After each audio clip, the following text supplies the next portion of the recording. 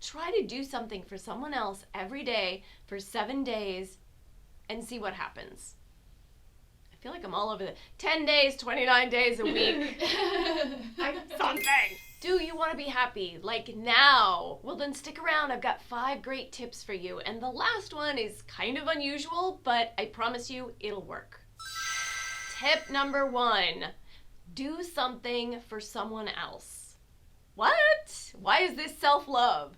Because when you do something for someone else, it also fills up your bucket. It makes us happy to make other people happy. And that's not like me saying it. There's been a lot of research. So there's this amazing book out right now. It's called Wonder Drug. And the wonder drug is service and connecting with other people and helping other people. There's also another study by Harvard. It's one of the longest studies that was ever done.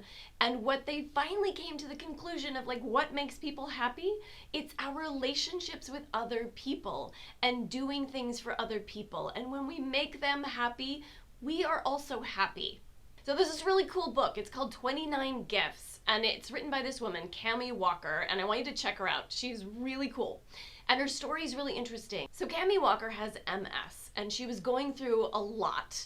And she was given sort of this unconventional advice for 29 days to give something away. 29 days of giving is what she calls it. And that sounded weird, like why do that? But you know, when you have nothing else to lose, why not try something unconventional? And she did it, and it changed her life, and it made her healthier, but it also made her so much happier. So there's all this scientific evidence out there now that one of the ways that we can self-love ourselves is to give to other people. So there's kind of this movement like self-love, take care of myself, all of that stuff, that's important. But we can't negate the importance of relationships and helping other people and what that does for us. So I would love for you to try and then write in the comments, like tell me what happens. But do like 10 days of giving, or if you're, feeling up for it, 29 days of giving.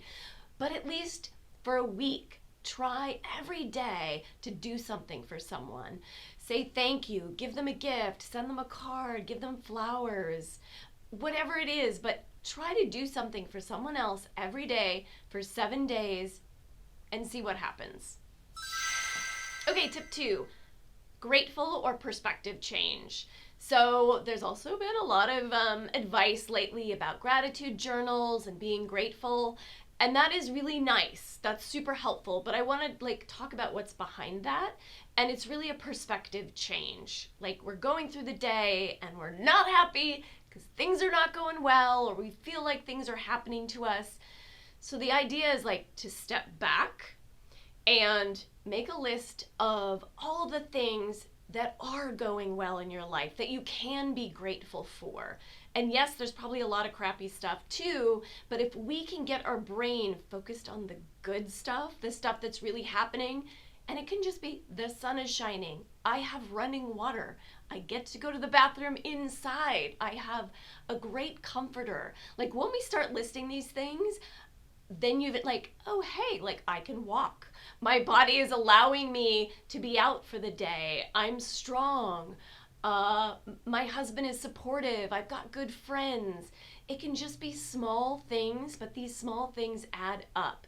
And we just have to get our mindset, because if we're negative, we're not in a good mood. And we're negative, and then that snowballs. What else is going wrong? What else do I hate? What else is, we need to get off that and get on here and start thinking about the things that are going right, that are going well, that are in our lives that we can be grateful for, and that starts to snowball.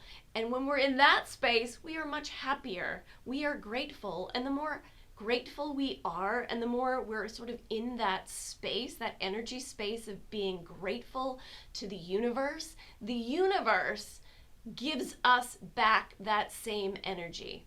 And I know that sounds crazy, but there's a lot of people that really believe in this, and it works for me as well, is when you're in a negative space, negative things keep happening because you're ungrateful and you're in a bad mood. It's like Murphy's Law, right?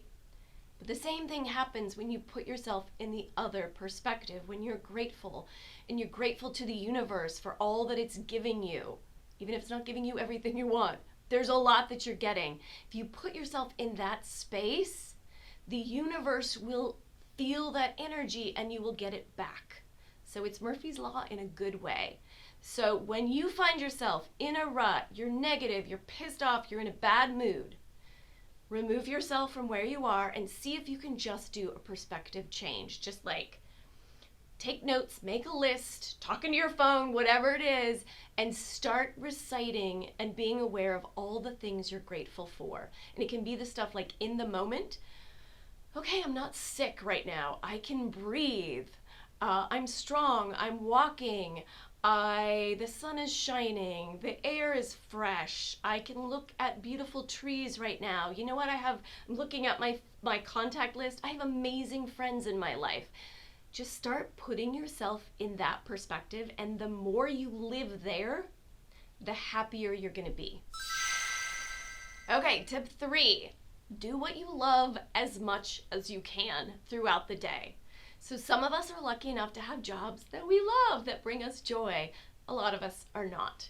So what you need to do is first figure out what do you love to do? What brings you joy? What brings you happiness? Is it reading a book? Is it playing a video game? Is it meditating?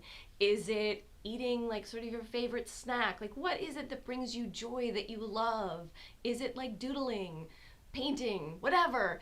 And if you're not doing enough stuff during your day that you love, you need to schedule your day so you do. I mean, we have such a short life. We gotta be doing stuff we love every day if at all possible, right? Even if it's 5 minutes here, 10 minutes here, take a break, go sit in a cushy chair and read 10 minutes of your favorite novel. Or if you only have 5 minutes, maybe listen to a book on tape or, sketch something. Anything that you love, see if you can carve out little parts of your day and do those things.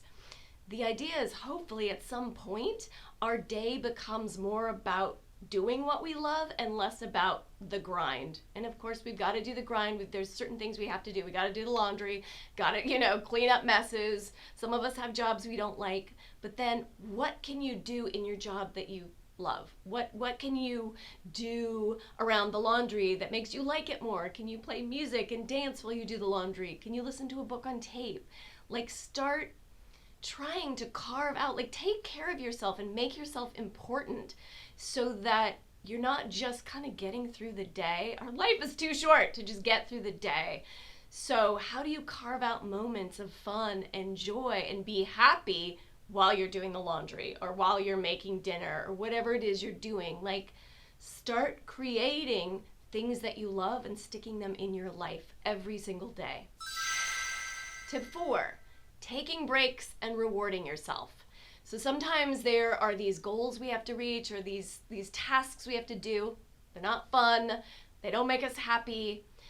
What you can do is chunk them down. So this part of the goal I'm going to do now. When I finish that, I'm going to take a break and I'm going to reward myself doing something I love.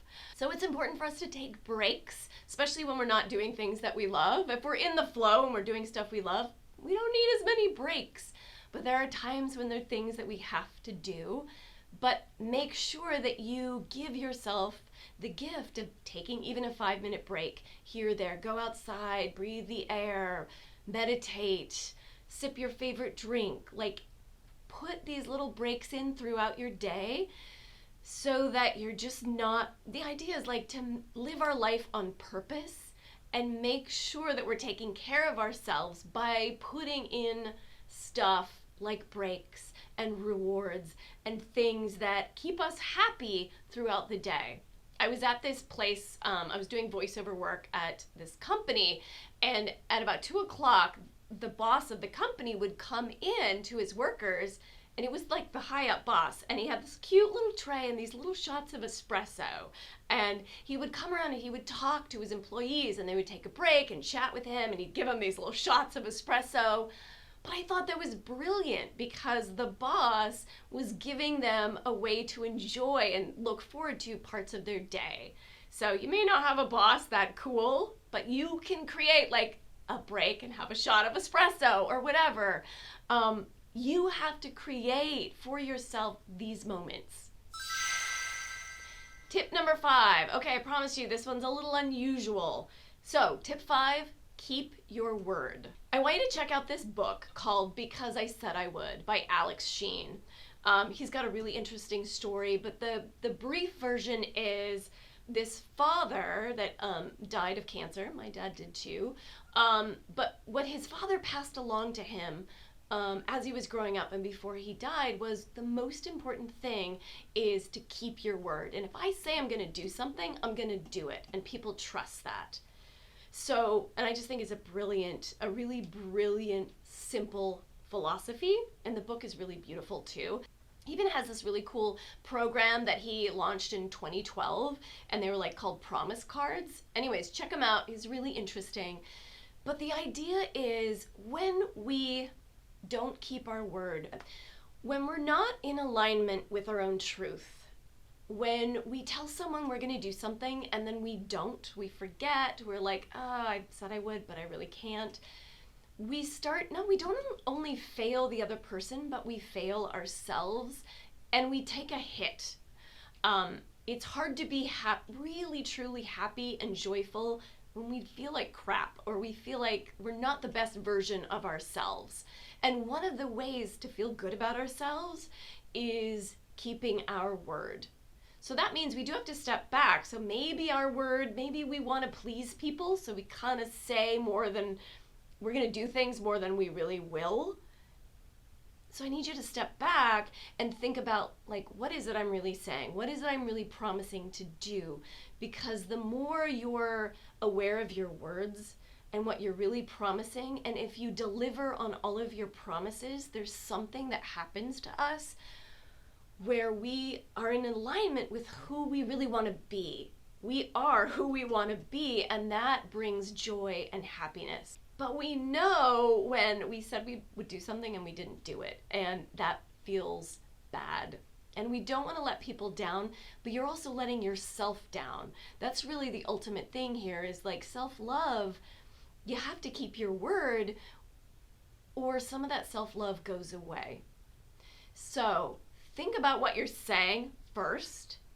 And when you promise you're going to do something, you got to keep your word. And then sometimes we can't, right? Most of the time we can if we fight like hell to do it. But there are some times when we can't. But that's when we got to be self-honest and we got to go to that person and say, I know I promised this thing and I couldn't deliver and I apologize. And then move on from there and learn from that and maybe change what you promise or what you say is your word. But the idea to be really a joyful or happy person is we have to be in alignment with our own values. And so if you value someone that's trustworthy and that keeps their word, that means that you have to as well. So I hope these 5 help you. I want everyone to feel some joy and be happy.